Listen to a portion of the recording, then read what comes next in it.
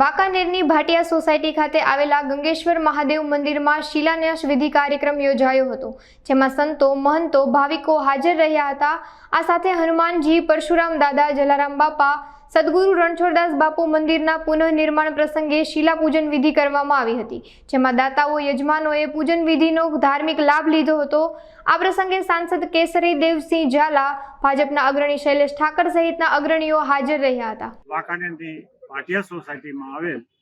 જે પ્રથમ જલારામ મંદિર તરીકે ઓળખાતું અને આજે જ્યાં ભવ્ય અને દિવ્ય ગંગેશ્વર મંદિર ઊભું છે,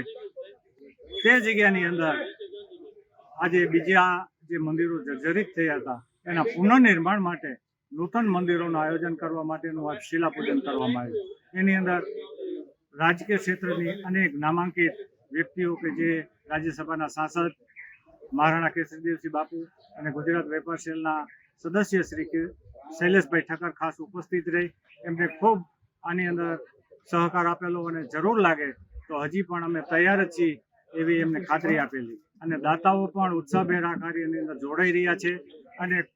આવકનો પ્રવાહ ખૂબ અવિરત ચાલુ છે અને જલ્દી કાર્ય પૂરું થાય એવી દરેક ગામવાસીઓ અને દાતાઓની અપેક્ષા છે। તો ભગવાન સદાશિવ મહાદેવ, ગંગેશ્વર મહાદેવની પ્રાર્થના છે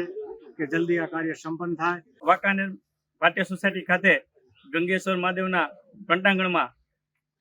હનુમાનજી મહારાજનું મંદિર, જલારામ બાપાનું મંદિર, પરશુરામ દાદાનું મંદિર અને હરિકૃષ્ણ બાપુના ભવ્ય મંદિરનું નવનિર્માણ થઈ રહ્યું છે, ત્યારે